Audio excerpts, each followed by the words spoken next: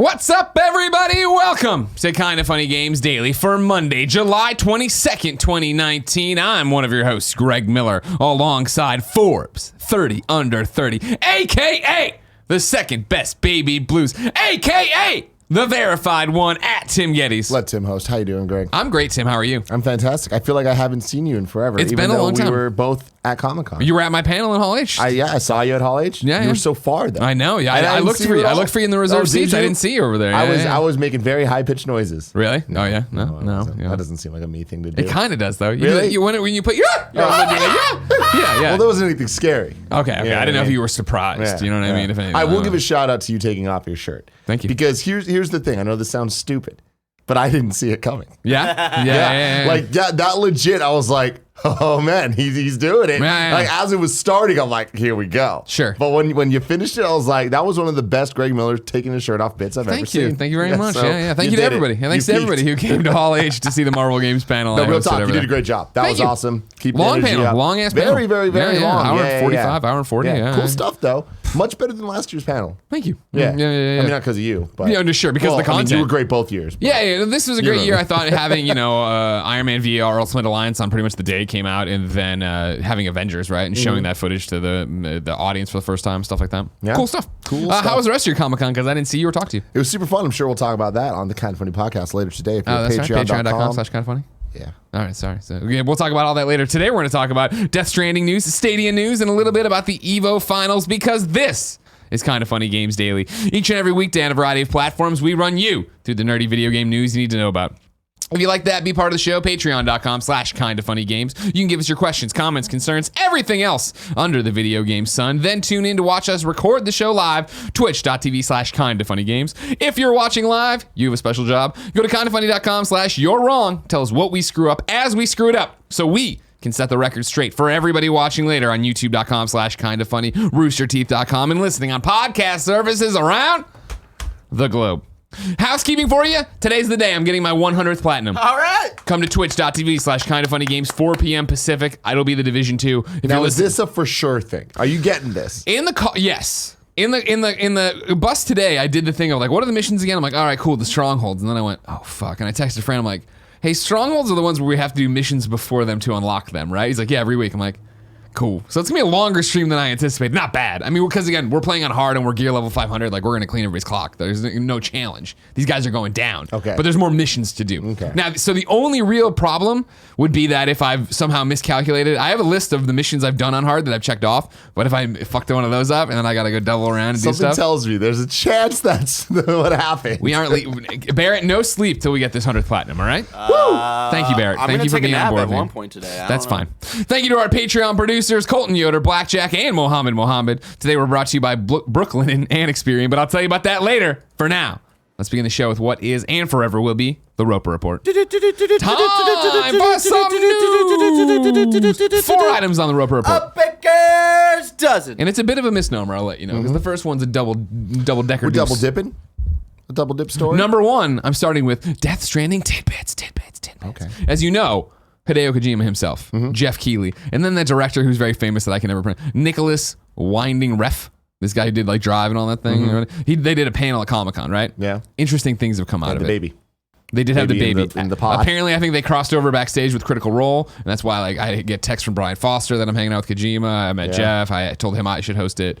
The Game Awards. Brian's trying to get Geoff to give him the Game Awards. I don't think it's gonna happen. Yeah. But then Ashley Johnson had a photo with the baby. Yeah. Not the real baby. The baby in a jar. You understand what I'm saying? I get what you're saying. Anyways, let's see what Eddie at GameSpot's talking about, because I called this one could have been Keanu. One of the main celebrity characters in Hideo Kojima's upcoming PlayStation 4 game Death Stranding is played by Hannibal and Casino Royale actor Mads Mikkelsen. As it turns out, the actor wasn't the first big name pitched for the role, it seems. During a San Diego Comic-Con panel this weekend, Kojima and movie director Nicholas Winding Refn, that's what Greg pronounces it, a friend of Kojima's who also has a part in Death Stranding, keep that one in your hat. All right, everybody? Put that one aside because that information is going to be relevant to the next one. Whoa. Shared new insight on the much anticipated and very mysterious game. Among other revelations, Kojima said that the Matrix actor Keanu Reeves' name came up in discussions for Death Stranding. Quote, I originally was recommended Keanu Reeves, but I wanted Mads, Kojima said, according to a report from Twitter user Kalai Cheek, who was in attendance. Also, during the San Diego Comic-Con panel, Kojima spoke at a high level about what the game is all about, and, well, it still doesn't make all that much sense. We're so close. I know, right? Also, I don't know why that double printed. So that's the thing. It could have been Keanu. And when that is, it's just that name came up, right? Yep. And here we are. That's a cool tweet to put out. Totally. And now it's getting spun out in news stories. Yeah, cool. Whatever, yeah. I mean, would I want to see Kojima and Keanu work together? Of course I would. Absolutely. But would I rather see Kojima take all of his crushes, his Hollywood crushes, and put them into games? Of course. Yeah. Who does... I feel like Keanu's one of them, though. You think so? Yeah, You're just saying that no. because Keanu's a hot topic. No, right I'm now. not. I'm saying it because, like the whole crush thing before he actually started hanging out with all of them. It's Yeah. like, it would be just his like tweets that he put out. And like Blade Runner was one of the movies that he wrote like a long essay about. Matrix was one of them. Yeah. Okay. And he's always talking about Keanu, and he used to be a defender of being when everyone used to make fun of Keanu. Because there was that period where Keanu was kind of a joke. He was a meme. Like he was a meme. Yeah. The whoa was a punchline. Like it was the just sad boy. Sad boy yeah, Keanu. yeah. Like that whole thing. Is that But what your like, name's based on, Sad Boy Barrett? No, it's Okay. based on depression. his just Oh. says. It's too real. It's too real. No, it's too real. Don't laugh at it. but sad Keanu was the meme. But Kojima was always kind of defending Keanu in a way that is only Kojima could do. Sure. Where you're just like, I wish I could love back the way you on this, speak but I'll go back to humans. the quote. I originally was recommended Keanu Reeves, but I wanted Mads. He wanted Mads, all right? Well, I think that on the level of crushes, you know what I mean. Mads Mikkelsen's higher Yeah, than that. I'm not even going to go into an analogy there. You can just imagine the weird shit I would say. Sure, of course I can. Yeah. Mads Mikkelsen, yeah, the man. Also, like looking at this, of course I'd want Keanu because Keanu's dope, but like This is a Mads character. this is a Mads That's character. what, and I think that's what he probably means, right? Yeah. Is in the terms of this is a character that is supposed to be Mads, or who I desire to be Mads. From everything I've seen of Death Stranding so far, which is a lot of nothing, Mads is probably the thing that's keeping it most together for me. Of like, this could be cool. Like I get the kind of the boss vibes from Metal Gear Solid, and like that's kind of what we need to make this Norman Reedus adventure something special. I don't know if you know this. The president is in a hospital bed in the Oval Office. All right, so I don't know how much more special it could get, and the country's fucked according to Norman Reedus.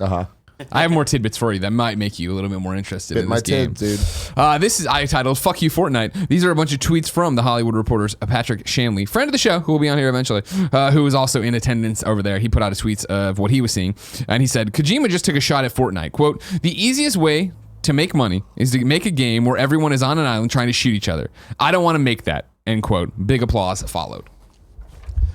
I don't think it's as much of a shot at Fortnite as it is just Battle Royale in general, and everybody rushing to the well on that one, right? Yeah, and also I personally don't enjoy that type of quote unquote attack. It's just like, what are you doing with this, Kojima? Like, you're Kojima. You don't need to be throwing stones. Well, and shit. I mean, that's the problem of always getting stuff out of context. Not that I'm, going after Patrick. He's reporting on what they're saying, but it is the thing of, I assume this is a question somewhere in there of like, do you not want to make weird shit? Like weird shit might not sell. Death Stranding might not sell. It might totally be off-putting. To which he's like, well, if it was, I'm not worried about money. The easiest way to make, and this is me totally filling in blanks. And I'm like, in Jurassic Park, I'm filling in the dino DNA. Got it. The easiest way to make money is to make a game where everyone is on an island trying to shoot each other. I don't want to make that. End quote. Yeah, I don't that even doesn't think necessarily need to be talking shit. that's not even a talking shit line, really, right? That's not even a shot at anybody. It's just like legitimately saying, if you want to make money, make a battle royale, which of course is not true. Look at all the failed battle royales that are out there. Yeah. And then look at Fortnite, man. The whole mech battle thing that they just had. Like, I was watching videos of it. That shit's insane. You know what I'm talking about? This Yeah, weekend? yeah, totally. Yeah. Like,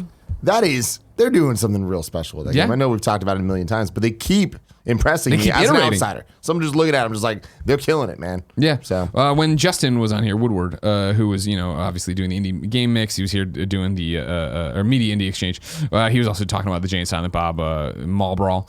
He was saying he thought Fortnite had like another 2 years of superstardom popularity. But we talked about it, but it was one of those things like, I feel like even that's selling it short. It all depends on how they iterate and what they do with it, right? Yeah. Because if they keep making it into a different game, and I'm not even taking a shot at Minecraft, as you might think if you took the quote out of context. I think one of the reasons Minecraft kind of popularity didn't stall, right? It's still a huge game, but like we don't talk about Minecraft every month, every 3 months with a season, right? Is because it is the same game. You can jump back into Minecraft and there's been a million updates and new textures and new things and new whatever, but it's not a new game like you're talking about with the mech stuff, like you're talking about with all the Fortnite challenges, with all the pro-ams and stuff. yeah. Yeah.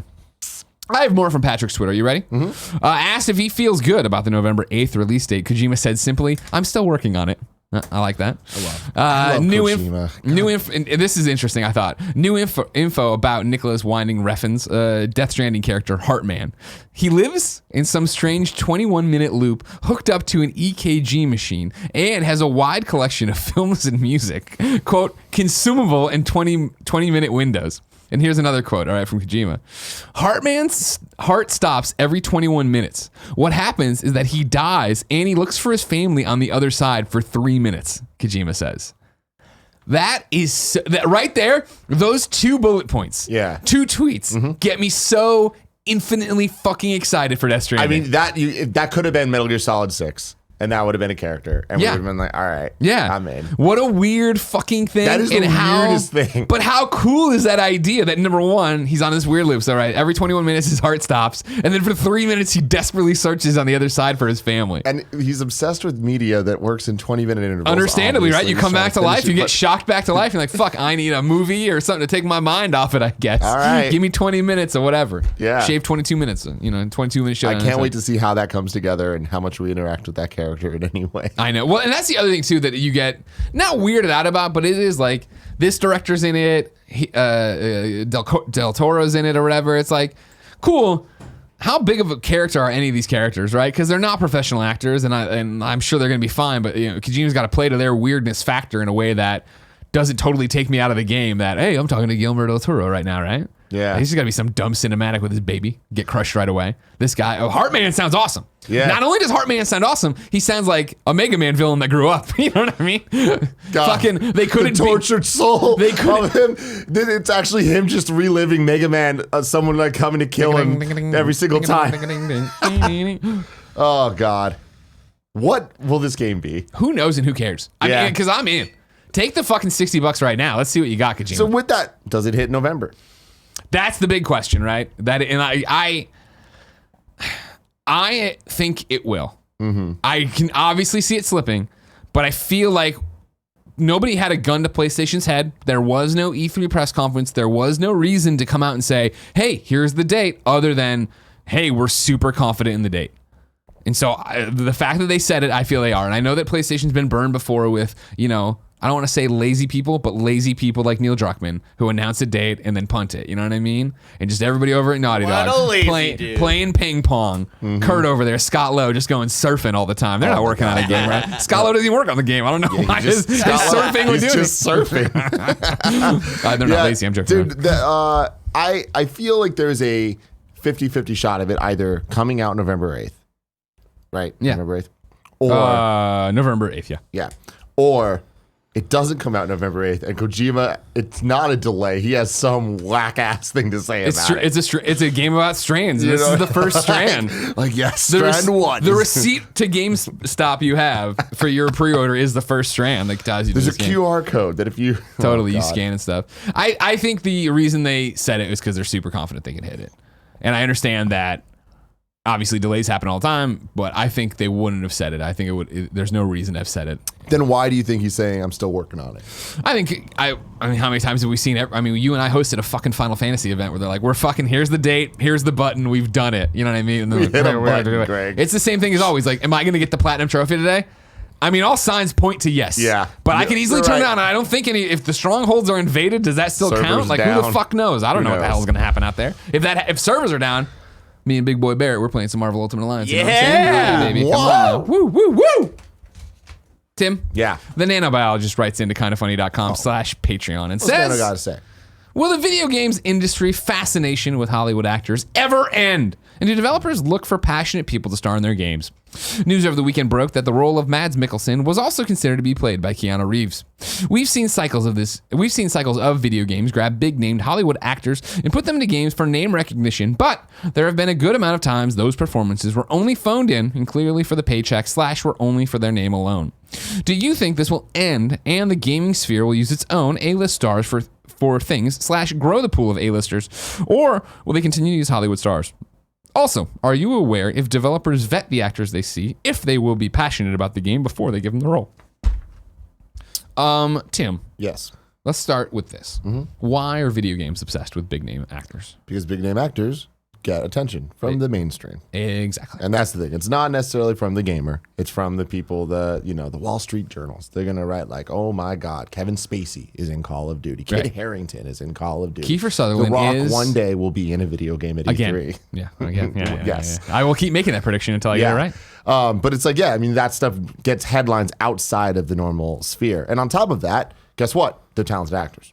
Yeah. Right? So it's like, that's the thing, is there's already an inherent ability for the thing that they're looking for there. I do think that we've seen a trend of it being people that are a bit more passionate inherently, because, we went through that rough patch where, gone are the licensed game days, right? And I feel like soon gone will be the days of hiring an actor just to hire an actor. And I feel like those days are on their way out. Yeah. Right? I don't think, let's take Death Stranding. I don't think Matt Mikkelsen and Norman Reedus are in this just because. They're in it because, they're talented actors that were, I'm sure, got on Kojima's radar that he wanted to work with, and now he worked with it. And when you talk to, or you see interviews, not like we're all getting a beer with him, but when you see interviews with Norman Reedus, he is very much like, this shit is batshit crazy. I don't fully understand it, but I love what we're doing. And like, that seems in line with what Norman Reedus would do. You know what I mean? Like, I don't think he's not being forced to do this or jump in there. Even, I can't even speak to the Call of Duty with Kevin Spacey. I remember being excited about it leading up to it. And then I don't think I ever actually played the campaign to see if Spacey phoned it in or wasn't that great in it. I don't know. Kit Harington, the other ones, again, these are Call of Duty games I would never really be paying attention to begin with. Yeah.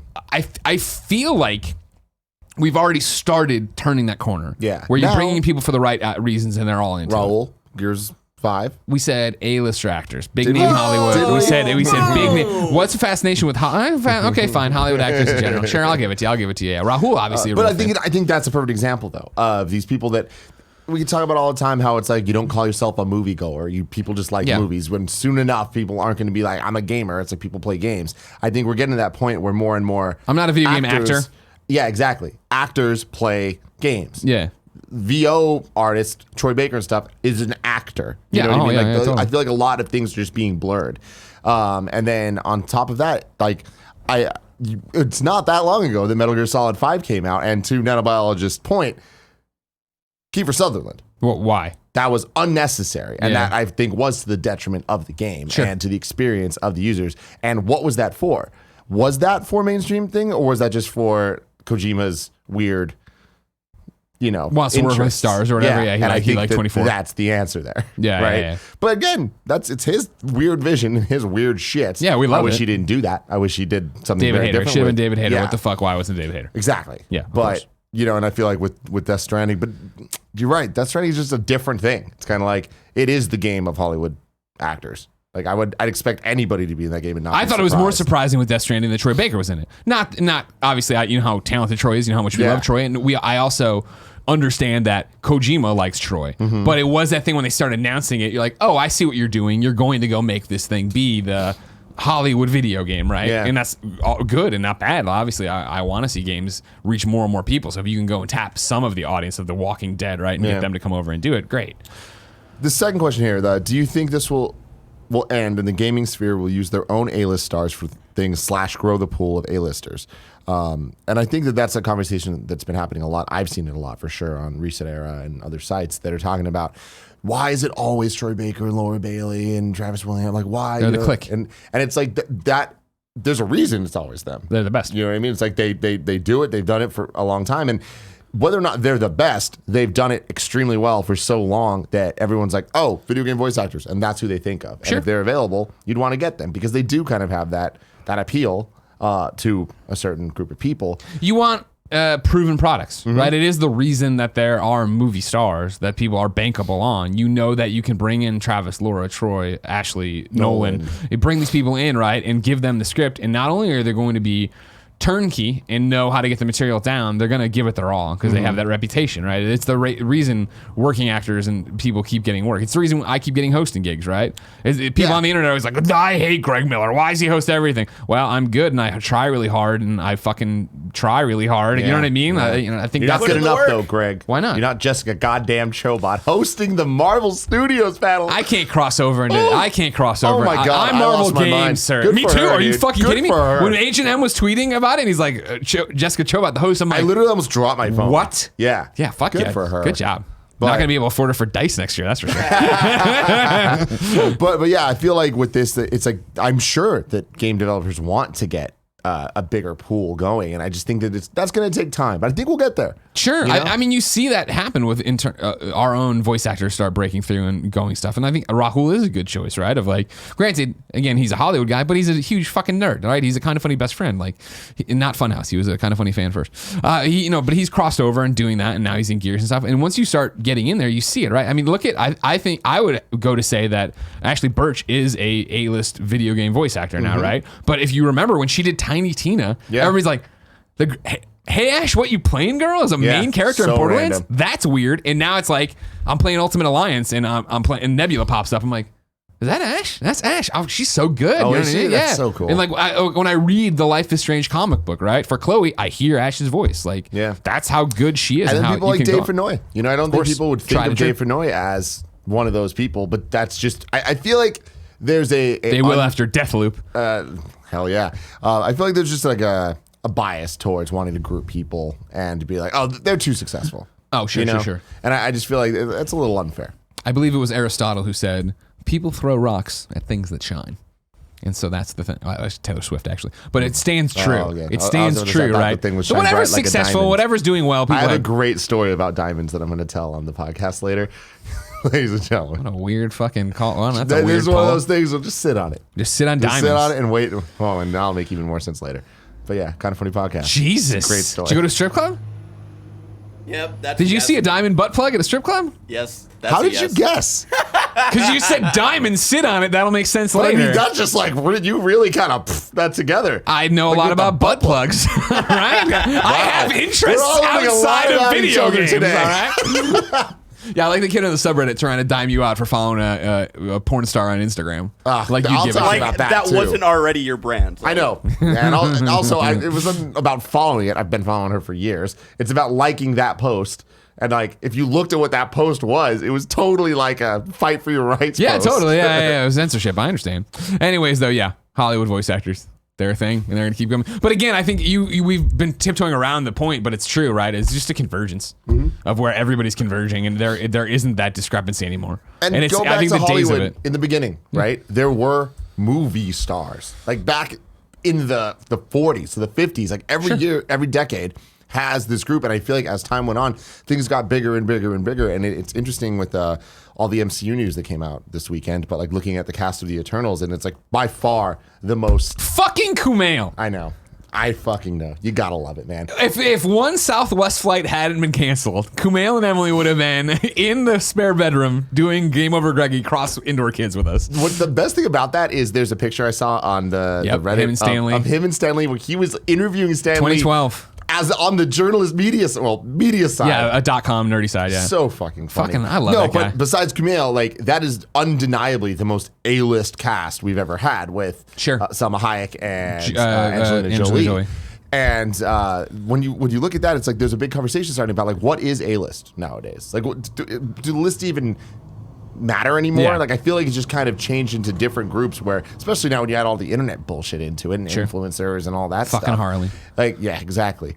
I don't know what A-list means anymore. And so it's like, I do feel like the Raouls of the world are going to like come up more. The Troy Bakers, everything's just going to mishmash around until it's just like, all right, yeah, there is a bigger pool of people that we're going to see. And I think a lot of them are going to be Hollywood people and people on TV shows, specifically TV shows like CW shows and things, like because they're not as expensive as movie stars for whatever reason, right? Before it is the up-and-comers that have never had a shot in video game voice acting. Because that just makes sense. Yeah. You know? And then the final question Nano Biologist had here was, are you aware of developers vet actors to see if they're passionate about games? I mean, you hear about it in some interviews, right? Of like, and he likes the game or he does that. Like, that means so much. I don't think they're vetting like, hey, what's your trophy level? Hey, have you beaten this thing? Hey, you doing this? I think it's more of a just top level sometimes. But I also don't think it matters necessarily. Actors are actors, right? Yeah. I mean, like Christopher Judge, right? Kratos in God of War. And I don't know. Yeah, you probably don't. I consider him a Hollywood actor, right? When he came over and it was like the Battlestar guy? The guy with he wears like the gem that looks like the Mind Stone? Okay, cool, whatever. Like, I don't think he's in it. From what I remember from talking to him at like DICE and things like that, I don't think he's a gamer per se. Like, I don't think he's like us. I mean, but when he they got fucking killed that Lena role. Headey for Final Fantasy 15, And That was for a video, though. That was just for the the little, movie. the Yeah, I little guess that movie, was Kingsglaive or whatever. I'll never forget that. Ah, man, that was and Jesse, right? Yeah, Jesse Pinkman. Mm-hmm. Really? Yeah, you remember that? No. We talked to him too, man. He's the main character in Kingsglaive. Oh, he was on that when you guys did that whole announcement thing. Final Fantasy, yeah. I do vaguely remember that. Thank you. Yeah. Thanks for watching. I did watch that. Like, yeah, subscribe, share. I will. Number 2, I have Stadia Tidbits, similar to my Kojima Tidbits. And I got bits on my bits on bits. God. This is Andriy Doranajek. Nah, it's just Andrew, we're going to say. He seems like a nice gentleman. And I'm the director of product for Stadia here at Google. He did an AMA over the weekend. I'm just going to read some of his answers so you don't have to worry too much about the questions, but they'll make sense as we go. To be clear, Stadia Pro is not Netflix for games like some people have mentioned. A closer comparison would be like Xbox Live Gold or PlayStation Plus.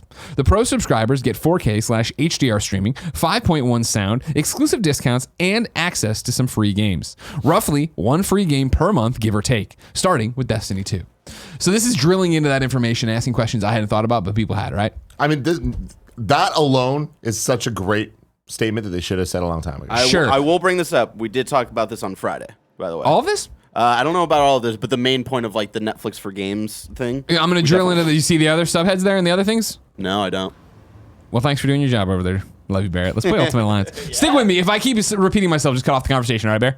Cool. And so then somebody asked basically, right? So wait, it's one game a month. Is it like PlayStation Plus? Is it going to be like PlayStation Plus, where if I lose, if I'm not a if something comes out in January, I subscribe in February, I miss it or whatever? Andrew says it's a growing pool as long as you're a Stadia subscriber. Cool. So the pool keeps growing. So that's where I think you're getting it. It's more like Netflix for games than Xbox. Eventually. Exactly. And then they were asking, like, what if I leave? Obviously, what happens? You will regain access to those pro games you claimed in the past while you were a subscriber, but the ones that were offered to pro subscribers while you were but not the ones that were offered to pro subscribers while you were unsubscribed. Yeah, this was all talked about. Oh, that All sucks. right, perfect. So it's not Netflix for games then. Yes, you're right. I'm getting it wrong. I fucked it up. You're right.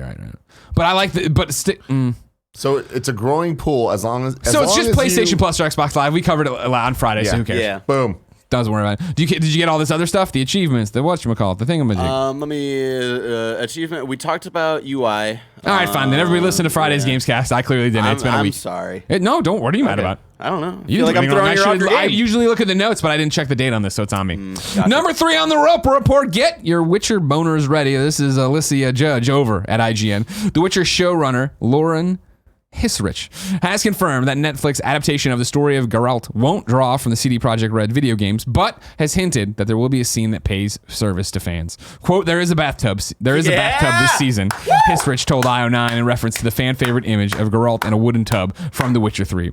I won't tell you who's in the bathtub, but there's a bathtub. It's Geralt. Come on. Too little for me. Too little? It's got to be him in the bathtub. I don't want just anybody in the bathtub. I don't want some goat in the bathtub. Yeah. Don't want Yennefer in the bathtub. I want Geralt. Did you see the gif of the horse Roach? getting spun around? No. There was like the like stand-in horse. It's like a big plastic horse or whatever. And it like looks like the horse. I don't know what the fuck it'd be for, but whatever.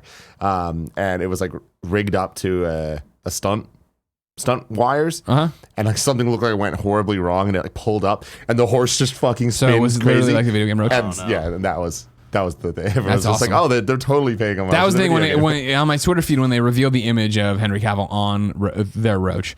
So I don't want to name names, but I want to say it was like Shinobi or Wari or maybe Matt Fowler. Somebody was like, quote tweet, it was like, don't even bother showing me Roach. Don't even bother me showing your version of Roach till it's on top of a house. Yeah. I'm looking forward to playing that again on the old Switch, seeing what's happening there, seeing what my draw distances will be. We're getting back into that world.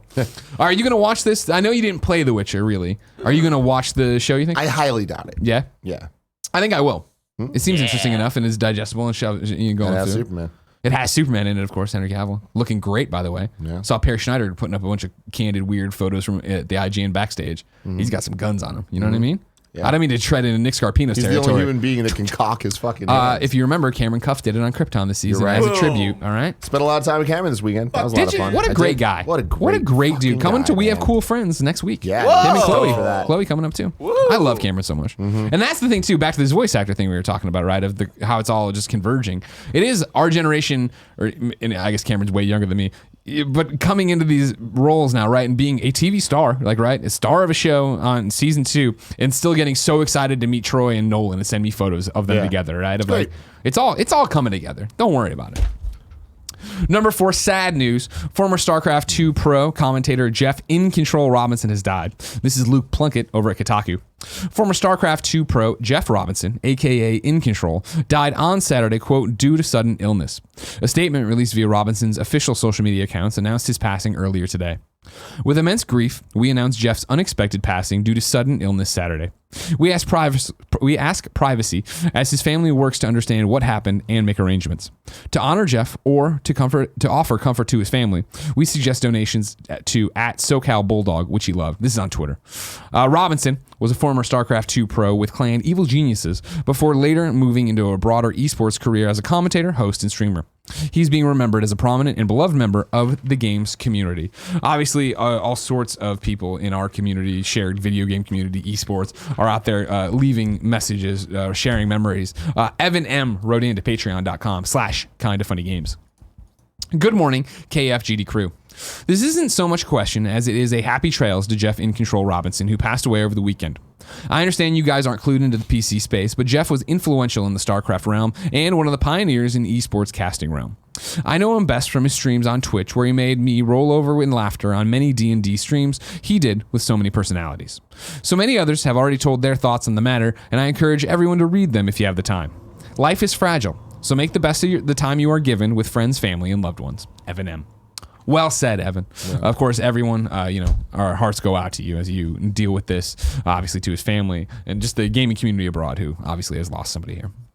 And then finally, number 5, the EVO 2019 finals order has been announced. This is via Joey Cellular, would you say? Cular of EVO. This is EVO's taking place this year, August 2nd through the 4th. He tweeted out what? I just can't wait for you to read this. Okay. He tweeted out the run of show in true EVO shorthand. So yeah, here comes Greg Miller. Let's see what Greg Miller gets out of these. So EVO 2019 finals order. Friday, Soul Calibur 6. I got that one. SC6, right. Easy. Saturday, UNIST. Of course, everyone's favorite game on PC, uninstall. Who can uninstall the most games fastest? What is it? What is it? I don't know. Unistad, Universal. What's some fighting game that would do that? Oh, kindafunny.com/you're wrong. You're all set to get in there. So Saturday is Unistad, followed by DB, FZ, Dragon Ball Fighter Z. Then Sam Showdown, Samurai Showdown. Yes. Then Mortal Kombat 11, MK11. Yeah. Sunday is BB Tag. Hold on. Blaze Blue Tag. Okay, cool. Street Fighter 5, Tekken 7, and Smash. There we go. And that's the most recent Smash, right? Yeah. Smash Ultimate? Yeah, okay, cool. Okay, I got the deets on Unist, and this is going to be the fucking dumbest. Under night, in birth. Okay, fair. That I didn't get that one. ST something, whatever. That sounds like some keylock bullshit. It's weird. So you got BB Tag. That was a good pregnant pause. I was going to let it hang for a second. Yeah. I can't wait to see people play uninstall at fucking EVO. You know what I mean? Getting rid of their spywares and their Pornhubs and all that shit. Oh. But I need something more immediate, Tim. Where should I go? The official list of upcoming software across each and every platform is listed by the Kind of Funny Games Daily Show host each and every weekday. Yeah! Out today! GameSpot reports the latest major update for the long in development super ambitious PC space sim Star Citizen has arrived. Alpha 3.6 is available now and is a massive update. Among other things, it adds a new law system, more space stations, additional missions, and a number of quality of life improvements. Additionally, all of the game's flyable ships can now be purchased with in-game virtual currency. Then Rise, Race to the Future comes to Switch. Flutter Bombs comes to PC. Life Ed comes to PC. Elsinore, PC and Mac, and then Beyond Two Souls on PC. Tim? PC. Time to check in with the readers, but first, I'm going to tell you about our sponsors of Reader Mail. We're going to go to Experian. You know, the better your credit score, the easier it is to get the stuff you want or the less you have to pay. So the question is, why is it so hard to raise your score? Now it won't be, thanks to Experian. They've launched Experian Boost, a brand new way to instantly increase your credit score for free. A higher credit score will help you establish and get access to credit and preferred rates for the things you want and need in life. Experian is on a mission to help boost America's credit score, which will help millions of people across the country build and get better access to credit. People all across America have already raised their credit scores with Experian Boost, and you should too. For the first time ever, paying your utilities and cell phone can instantly improve your credit score. Experian Boost works by giving you credit for the bills you are already paying through your bank account, like water, gas, electric, cable, and cell phone. It used to take months to see your credit score rise a point or two, but with Boost, you can increase your credit scores instantly. Boost is free to use and only available from Experian. Up until now, you've been paying your utility and cell phone bills and not getting any credit for it. Now you can. I talk about it all the time when we do this one. Of course, I had a credit card that I thought I had closed out, and I had, but then they gave me a finance fee, and it sat there for like 3 years and totally effed up my credit score and totally took a long time to fix, and this would have been helpful. We can't believe it's taken someone this long to figure this out. What are you waiting for? Experian Boost can potentially help you establish or increase your access to credit. Boost your FICO score instantly for free. Boost is only available at Experian.com/KFGames. That's EXPERIAN.com/KFGames. Our next sponsor, Brooklinen. Making your home beautiful is the ultimate form of self-care, and you spend a third of your life in the sheets, so why don't you have them be insanely comfortable with Brooklinen? Now that warmer weather is here, maybe it's time to switch up your sheets and duvet covers to something breezier, lightweight, and soft. You can check out Brooklinen's newest linen collection with a beautiful assortment of colors. Brooklinen's got 35,000 5-star reviews, more than any other online company, and it has 500,000 happy sleepers and counting. You know I'm one of them. Me too. Oh, yeah? Oh, yeah. Oh, yeah? Oh, yeah. What do they look like? What do the sheets look like? Lay them on me. Oh, are you kidding me? Blue. The white and blue. Yeah. Oh, well, no, Andy's blue, so yours is red? I hate you. Brooklinen was the first direct-to-consumer bedding company, meaning they work directly with manufacturers and directly with consumers. No middleman, just a great product and service. These are beautiful airy linen pieces that give your bedroom a chic, relaxed feel while providing you with the ultimate comfort. It's in their name, so you know it's got to be good. Brooklinen's newest linen collection is amazing. I couldn't recommend their products I couldn't recommend their products more. For graduates, newlyweds, they have a whole bunch of lists here. For a person, are you a human being listening to this right now? I recommend the sheets to you. You know what I mean? Give them to somebody. Lord. Brooklinen.com is giving an exclusive offer to my listener. Get 10% off and free shipping when you use the promo code GAMES at Brooklinen.com. Brooklinen is so confident in their product that all their sheets, comforters, and towels come with a lifetime warranty. The only way to get 10% off and free shipping is to use the promo code GAMES at Brooklinen.com. That's BROOKLINEN.com. Promo code GAMES. Brooklinen. These are the best sheets ever. We're starting with Fendyy, hot on the Comic-Con trail. Woo! Fendyy writes in to patreon.com/kindoffunnygames and says, hey guys, Marvel Games has released/announced 4 games since their new strategy of licensing out IPs to different developers. If you're kindoffunny.com/you're wrong, you are welcome to come in with the real thing. Fendyy, there's way more than that, right? With like Strike Force. Mm-hmm. I mean, like you get the mobile games in there as well that also love them or hate them. Like I love Puzzle Quest for real. Marvel Puzzle Quest, great game. That are in there. They've done it more than that, but I digress. DC only has released 2 games since 2015, Arkham Knight and Injustice 2. I was wondering, why doesn't DC license their IPs to more developers other than NetherRealm and Rocksteady, since that leads to more games with the same quality, hopefully. Thanks for everything. Again, Fendyy, I think you're selling Lego DC Supervillain short on that one. That was last year as well. Yeah. Telltale, of course. Yeah, exactly. Yeah, no, but Batman was their final thing, which would have been last year, right? So that was the thing that was happening. I feel like, don't they mainly license stuff out to WB? Well, so that is the reason. Is at the end of the day, Marvel is Disney, right? And Disney, I mean, until recently and whatever's happening with this, they didn't have their own game development side, right? Yeah. So then there's, I mean, I guess they still don't, right? What's John Drake doing? John Drake is VP of third party, whatever the fuck. He's still a matchmaker, right? Right. Yeah. So I honestly think this is why when you type in John Drake isn't there it is. I'm talking out of turn. I have not had a conversation with John. He's a VP of Game Biz Dev and licensing at Disney. What that reads to me as is that Disney's getting serious about taking the Marvel Games idea and applying it to the Disney portfolio. Exactly. So they still don't have people making the games themselves. Making the games. Making the games. Whereas like Warner owns studios, right? Right. Mm-hmm. So I think that's a big reason why. That is Warner owns DC. Yeah, and they also owned NetherRealm and Rocksteady. So that's why they would make those games, and it's all in house, and there's no. And it clearly sucks. royalties. WB Montreal as well. It clearly sucks, and they need to stop doing that. Yep. They need to get serious about this, right? Yeah, and it's time. I disagree. Is it AOL Time Warner? Who fucking owns everything? Who's above them? Who owns everybody? Warner Brother? No, but somebody owns Warner Brothers, right? AT&T. Or did Warner Brothers buy? Because Rooster Teeth is owned by the same people now, right? Isn't there? Is it AT&T. AT&T? Thank you. I knew there was a different corporate over there. Warner Media is above Warner Brothers. And AT&T is above them. Yes. We got Mr. AT&T on the AT&T buys Time Warner, so I wonder if the hierarchy is Warner Brothers, then Warner Media, and then Time Warner, and then AT&T. So you're going from the bottom up, yeah. I'm pretty sure that's what it is. Yeah, that sounds right. There was a lot of consolidation in the last year, and like at some point, Warner Media might be just the new thing of like what is at the top. Right. But either way, continue your point. I think I would much rather see them stop trying to do it just internally. I would rather them see, and then granted, TT Game's not owned by Warner to my knowledge.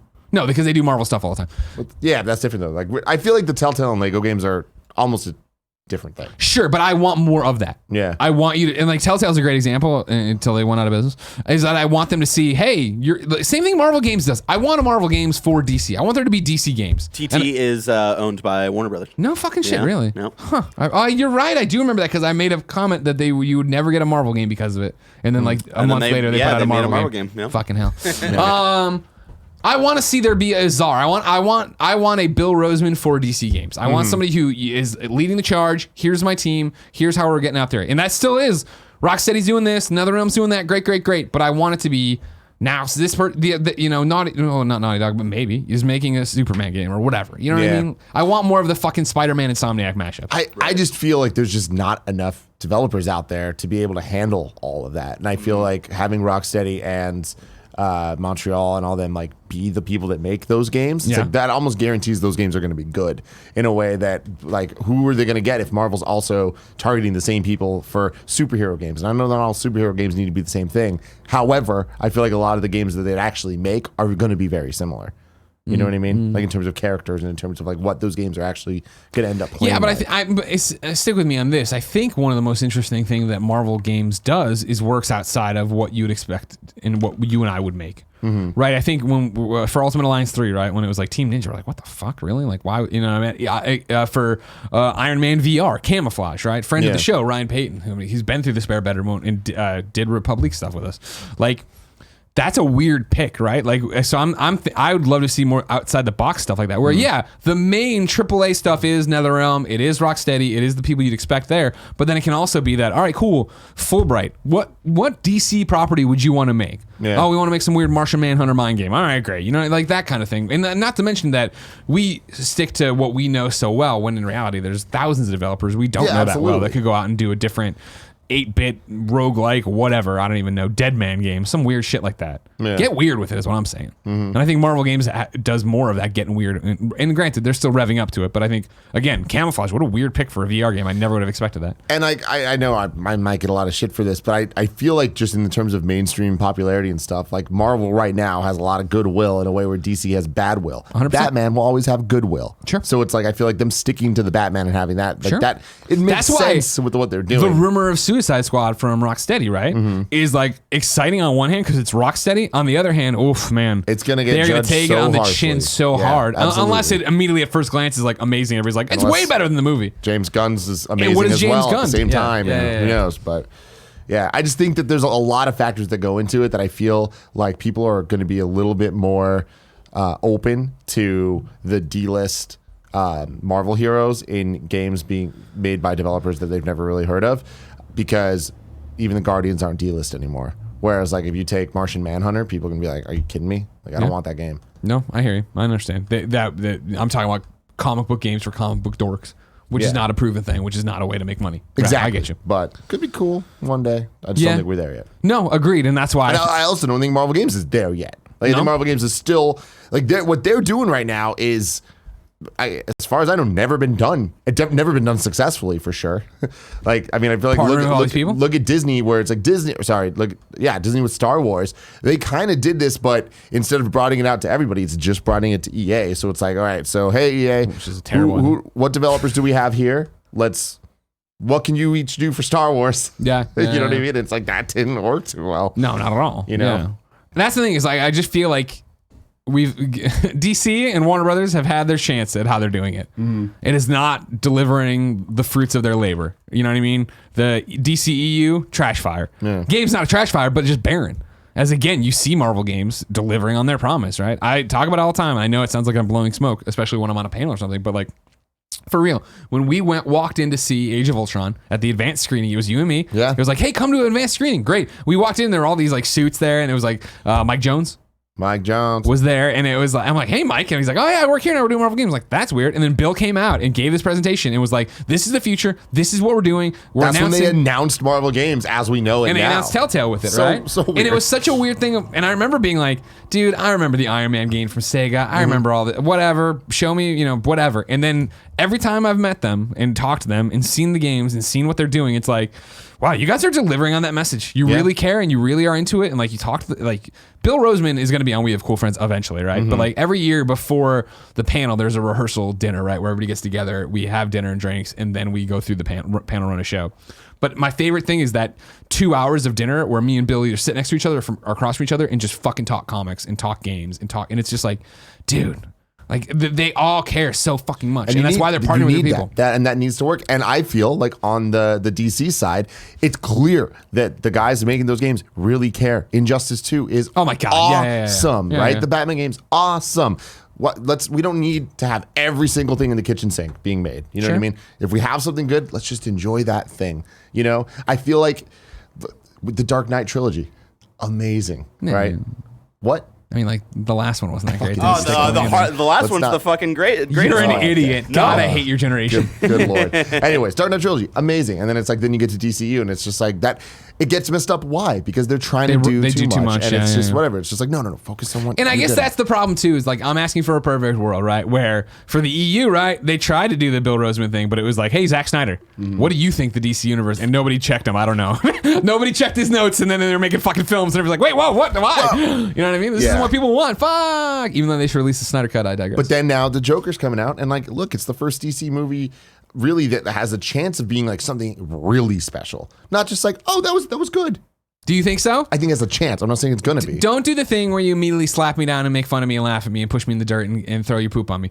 What? Didn't we kind of feel that way about Suicide Squad? Remember that first trailer where we were like, whoa. You were the only one that liked that trailer. God, that was a great trailer. That's not true. It's a great trailer. All y'all were hyped on that. No, dude. No. He was a fan. No, he was no, a no, fan. no. I remember watching y'all fucking Dude, react to that shit. I liked the sound design because that was the first trailer that ever introduced the like using gunshots and stuff as music beats and things, and that shit was cool. But like a lot of the writing was weird. I remember Nick hated the Harley Quinn delivery of like every line. We're the bad guys, but Nick hates everything, and then 2 seconds later he likes it. So you can't tell. No, that's true. He's an That's old true. man. I do want to retract my man. statement. The Dark Knight Rises is not the best one, but it is really great. Fuck you, Greg. I agree with you. I agree with you You're there. crazy. No, but Suicide You're Squad. all But again, crazy. even then, just talking about the trailers, DC trailers have not always been really good, but Man of like a Steel. lot of them are really, really good. Zack Snyder trailers for sure are fantastic. Yeah. And it's just, I hear you.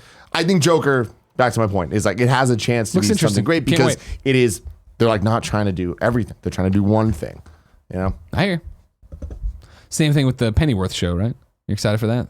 Prequel Saw the Alfred cast show? of them this weekend. Yeah? Yeah. It's like, oh, it's Hot Alfred. That's cool. Yeah, there's a great tweet over the weekend that was saying like this is going to be for a very specific small audience, and that entire audience is going to be horny as fuck. Are we we're doing screencast right after this, by Yes. the way, if you're watching it, to go through all the MCU stuff. Did Kevin put the Brandon Routh stuff on there just for me to nerd out for a second? Did you see it? I did see it. I'm sure we're going to put that in God, I there. fucking can't. It was Kingdom Come. You No, fucking- he doesn't have it on here. You should fire him. Kevin! Barrett, you inform him what's up. Krajookie writes in to patreon.com/kindoffunnygames and says, good morning. Marvel Ultimate Alliance is off to a hot start after this weekend. What's the future of this game look like? Do you predict console ports? Thanks and have a marvelous day. Did you see this? It didn't make the Roper report. I saw it on the Marvel Alliance subreddit. I don't want to speak completely out of turn. Actually, kindoffunny.com/you're-wrong if you can find it for me. Basically, one of the bean counters over on the Twitter was like, Marvel Ultimate Alliance 3 is on pace right now to be like the third best-selling Switch exclusive of the year. Whoa. Which would put it behind the two big Nintendo. This is why I'm saying I need to find the thing. Anyways, it was a, hey, this is doing really well. But the guy didn't cite facts, so I didn't want to put it in there. And I was just like, whatever. It is doing really well. It seems like a lot of people are playing it. So on and so forth. That's fantastic. So that'd be behind Mario Maker 2. Okay. Right? Yeah, that sounds right. And that just came out. And yeah, what's the other exclusive? I'll try to find it really quick. Mario Bros. Marvel Deluxe? Was that this year? That was January. Oh, maybe. Anyways, though, Tim. Yeah. Marvel Ultimate Alliance 3. Uh-huh. Is it ever going to come to PlayStation 4 or Xbox? I mean, I don't think so. Yeah, me neither. Right? Like, didn't Nintendo fund it?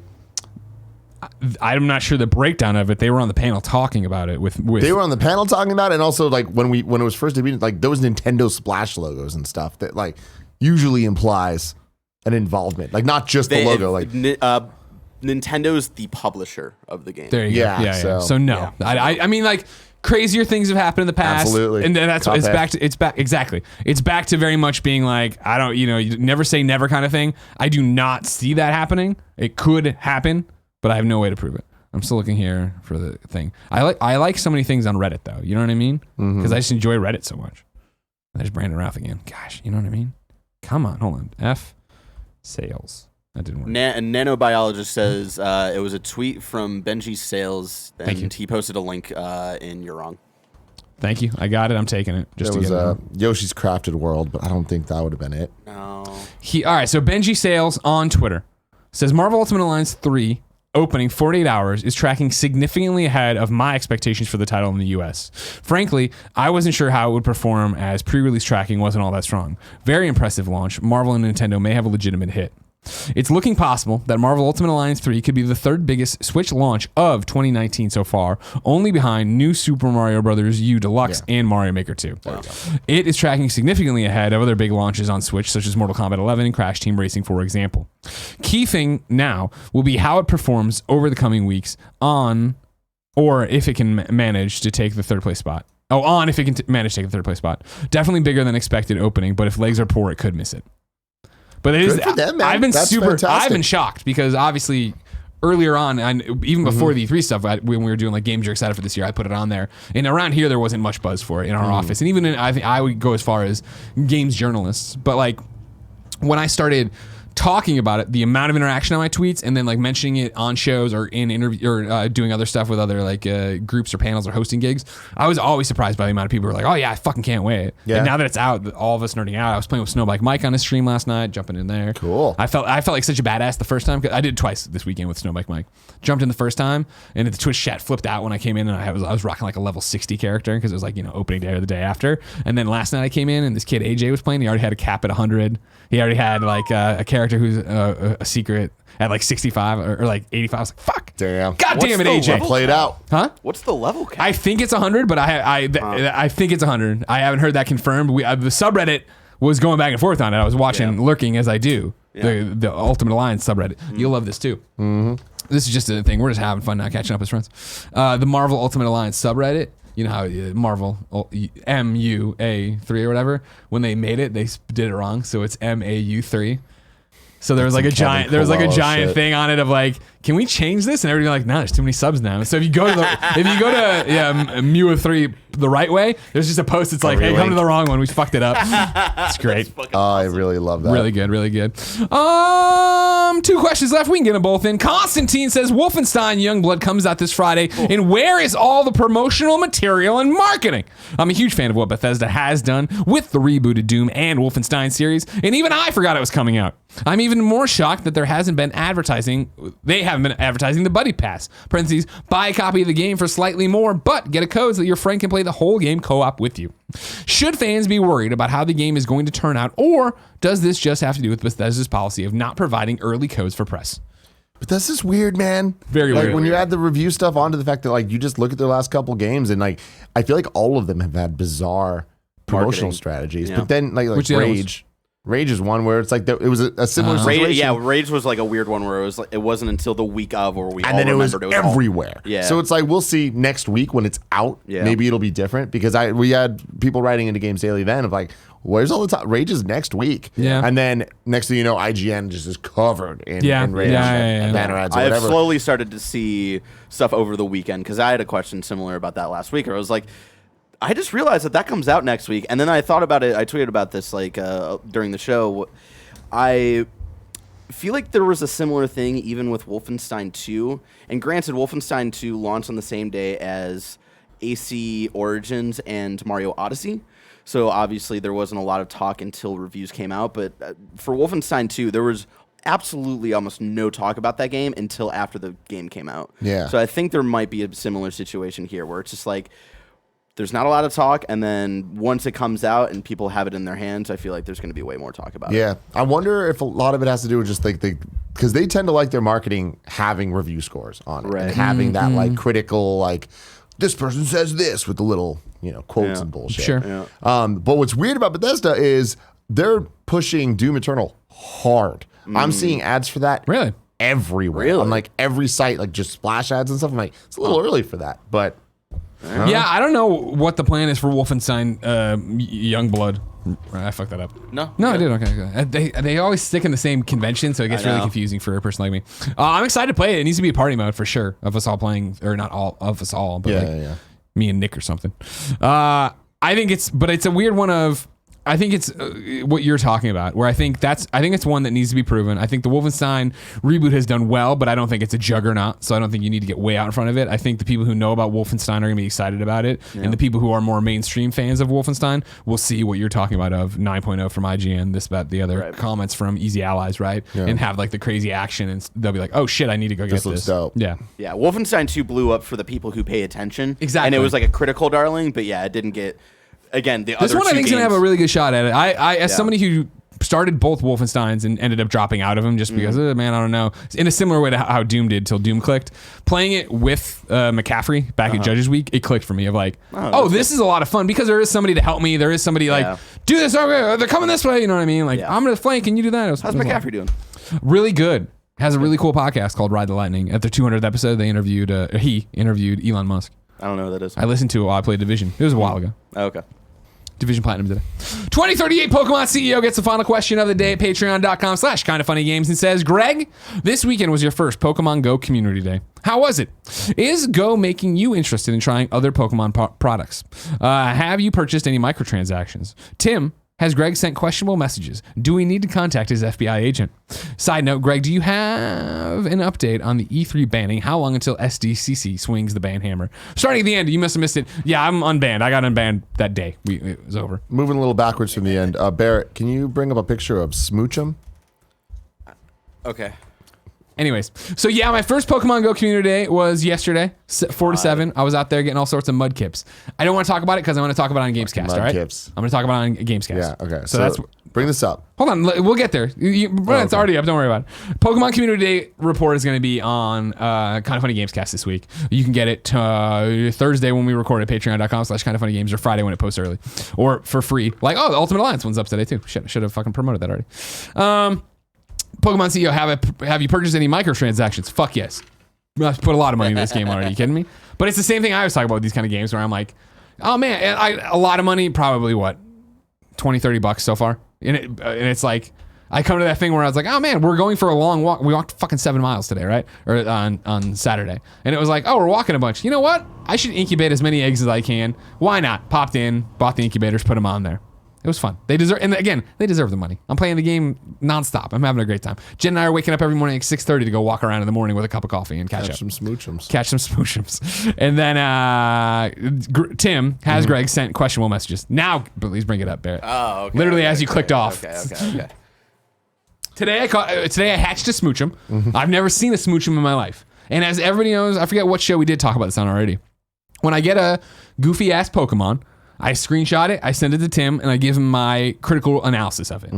I want to get to the heart of what these things are all about. This morning at 8:12 a.m., I get a text from Greg Miller with a picture of this guy that just says, what a fucking child molester. So have I received any questionable messages from Greg? Yes. Many.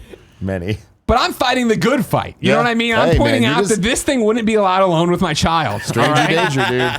Fucking weird haircut, pouting lips, pink face. Get the hell out of here. I don't know what your fucking bag is, Smoochum, but I'll be damned if you'll hang out with my 7-year-old. It's time to squad up. This is where one of you goes.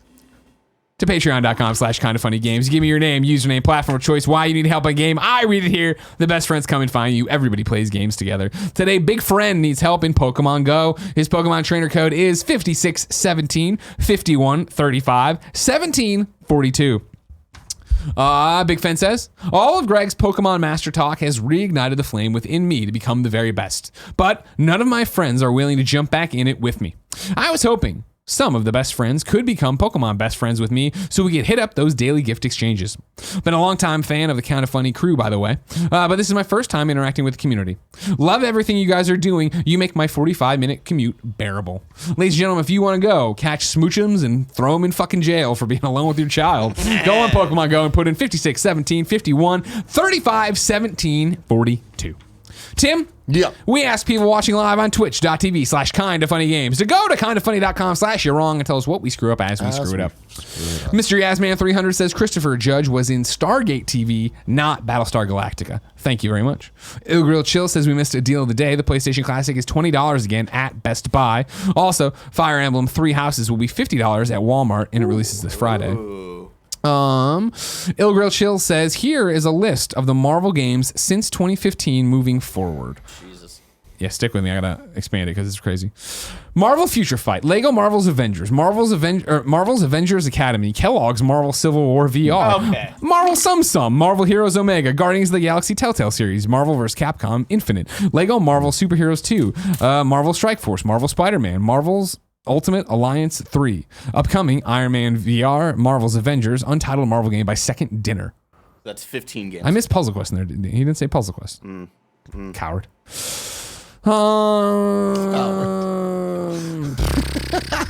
There's two corrections in here that say, yeah, I don't know what we fucked up here, but Wolfenstein Youngblood releases Friday, the 26th. I thought we did. Said that. Maybe there was room before we said it. Maybe I fucked up the date. Nano Biologist says GameFAQs is reporting that the Ultimate Alliance 3 level cap is in fact 100.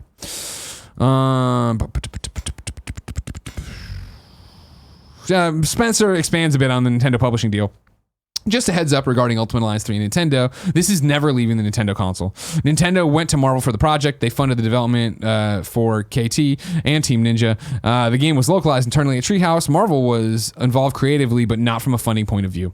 They obviously share marketing money. The money isn't all from Nintendo. From pitch to publishing, this was a Nintendo passion project. Marvel has talked saying Nintendo is very passionate to bring back this series and to make it their own title with the Switch. Hope this helps. It does. Thank you very much. As we talked a little bit out there. One of the anecdotes told on the Hall H panel from Bill was the fact of when they started Marvel games were very much like, we need to bring back Ultimate Alliance. We understand that, but what makes sense? And when Nintendo gave them the Switch for the first time, like the pitch of it, they were like, this is it. This is such a great thing. So yeah, struck up a deal there. Sorry everybody, but you should play it on Switch because it's great. That's more gossip from me. Okay, that's gone. Oh, okay. That's the correction. Spencer says, a quick correction. Tim says Wolf is out next week. The game actually drops Friday on all platforms. So it's just a flub there. Don't worry. That's where it's all coming from. What I meant is reviews will be out next week.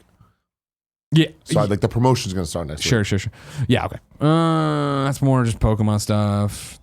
I don't know what I said. Oh, you know what? Get out of here. You guys suck. You know what I mean? Everybody sucks but me, Greg Miller. Are they giving you smoochum shit? They did have a smoochum in there. I caught. He hatched from an egg. I thought I said that. All right. You did. They were like, oh, he can only be hatched from an egg. You didn't catch him. Everybody fuck off, all right? You said that. I'm going to catch him and throw him in jail along with a hamburger. These fucking pedophiles out there trying to touch my kid. Ladies and gentlemen, this is Kind of Funny Games Daily. Let's talk about hosts this week. Tomorrow, it's me and Andrea, the return. The first time she's been here since she said she's returning and running to LA. Very not true. With me. First time I'm going to be in the room with her. All right? And now I'm going to give her the 1-2 punch. You know what I'm saying? Wednesday, it's me and Gary Whitta. Thursday, it's me and Davis from the Warp Zone. Woo. Friday, it's me and Tim. And then, of course, I'm going to start doing this, I decided. Thursday, July 25th at 2:30 p.m. we are recording the Kind of Funny Games cast. That'll be me, Tim, Andrea, and Davis from the Warp Zone. Hell yeah. Patreon.com/kindoffunnygames for early access. Ladies and gentlemen, this has been Kind of Funny Games Daily. You know the rigmarole. Twitch, YouTube, subscribe, do that stuff. We love you. Patreon. We're going to go do the screencast right now and talk about Marvel stuff. So if you like that, watch that. Of course, if you like watching me get 100th platinum, watch that. Twitch. It'll be in an archive too, I'm sure. Until next time, it's been our pleasure to serve you.